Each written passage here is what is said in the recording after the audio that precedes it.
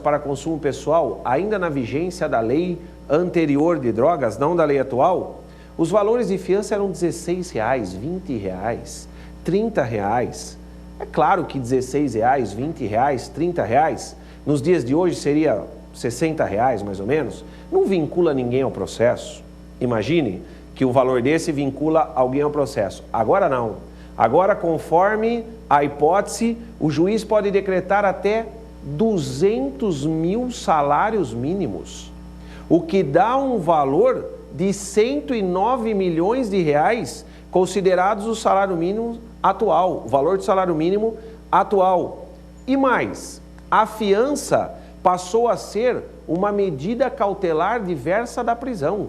Ou seja, mesmo que estejam presentes os motivos da prisão preventiva, o juiz pode substituir a prisão preventiva pela fiança, porque ela é uma medida cautelar substitutiva da prisão. Então vejam, imagine um crime contra o sistema financeiro, ou um crime de lavagem de dinheiro, e o juiz, a pessoa praticou um crime e causou um dano ao sistema financeiro no valor de 50 milhões, e o juiz decreta uma fiança de 50 milhões.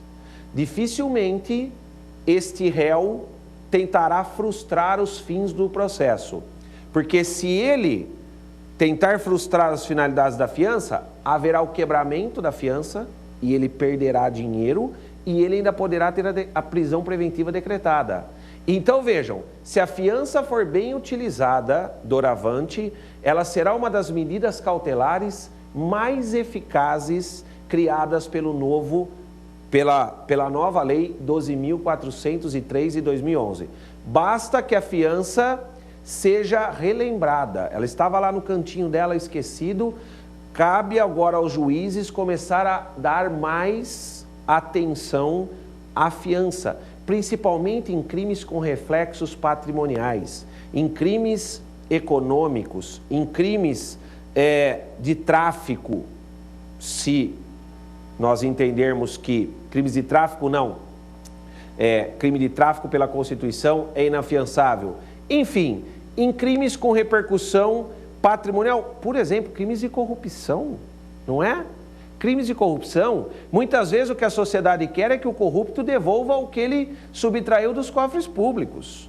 Muitas vezes a sociedade quer isso e não há uma forma melhor de fazê-lo devolver o que ele subtraiu dos cofres públicos do que de decretar uma fiança, arbitrar uma fiança em valores estratosféricos, ok? Estratosféricos, ok? Bom, no próximo bloco, no X da questão, eu resolverei duas questões da OAB que foram aplicadas recentemente em provas já aplicadas pela Fundação Getúlio Vargas. Até o próximo bloco.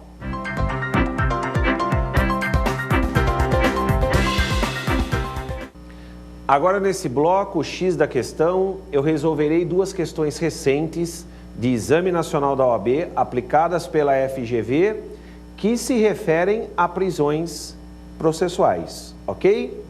A primeira questão, com relação às modalidades de prisão, assinale a alternativa correta. Letra A. A prisão em flagrante delito somente poderá ser realizada dentro do período de 24 horas, contadas do momento em que se inicia a execução do crime. Contadas do momento em que se inicia a execução do crime. Aí está o erro da alternativa. Vejam, é bem verdade que, apresentado o preso à autoridade, ela tem até o prazo de 24 horas para formalizar a prisão em flagrante. Mas não teria sentido esse prazo iniciar-se a partir do início da execução do crime. Vejam, o crime nem sequer acabou de ser cometido e já começa o prazo de 24 horas para a lavratura da prisão em flagrante? Não, não há sentido nisso, não é? Então essa alternativa A está errada. Próxima alternativa, letra B. A prisão temporária poderá ser decretada a qualquer tempo, desde que se mostre imprescindível para a produção da prova. A prisão temporária poderá ser decretada a qualquer tempo. Aí está o erro da alternativa. A prisão temporária somente pode ser decretada durante as investigações, jamais durante a ação penal. Aliás, a quem vai prestar o concurso da OAB, as três diferenças clássicas entre prisão temporária e prisão preventiva. Primeira, a prisão temporária só pode ser decretada durante as investigações. A prisão preventiva pode ser decretada durante as investigações e durante a ação penal. Lembrando que agora o juiz não pode mais decretar prisão preventiva de ofício na fase investigatória. Segunda diferença, a prisão preventiva, a segunda diferença vai se confundir um pouco com a primeira. A segunda diferença, a prisão temporária jamais pode ser decretada de ofício pelo juiz. Jamais pode ser decretada de ofício pelo juiz. Já a prisão preventiva pode ser decretada de ofício pelo juiz, agora apenas na fase da ação penal. E a terceira diferença é que a prisão preventiva é decretada por prazo indeterminado. Ela subsiste enquanto subsistem os motivos que a ensejaram. Enquanto que a prisão temporária tem prazo certo e determinado. Nos crimes não hediondos e não equiparados aos hediondos, a prisão temporária tem o prazo de 5 dias, prorrogáveis por mais 5 dias. No caso de crimes hediondos ou equiparados aos hediondos, a prisão temporária tem o prazo de 30 dias, prorrogáveis por mais 30 dias. Portanto, a alternativa C está errada. Corrigindo, a alternativa B está errada. Corrigindo, a alternativa B está errada. Alternativa C.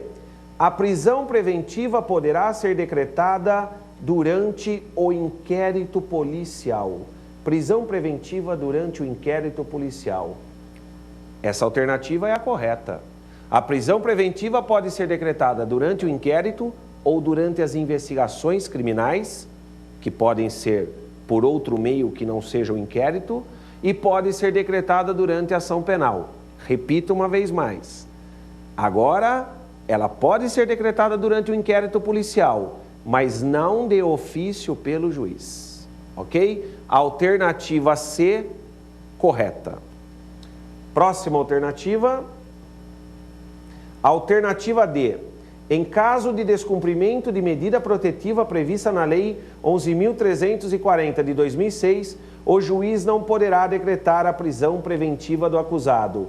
Claro que poderá decretar a prisão preventiva do acusado.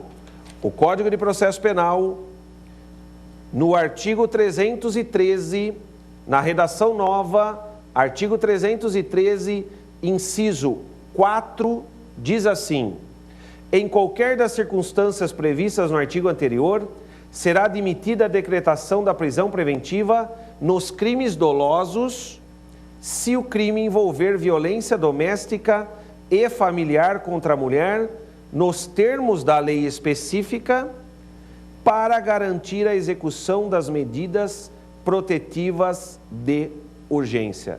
Então, é claro que o juiz pode decretar a prisão preventiva para garantir as medidas protetivas de urgência. Alternativa D de dado, errada. Próxima questão. Como se sabe, a prisão processual, também chamada de provisória ou cautelar, é a decretada antes do trânsito em julgado da sentença penal condenatória, nas hipóteses previstas em lei. A respeito de tal modalidade de prisão, é correto afirmar que, letra A, em nosso ordenamento jurídico, A prisão processual contempla a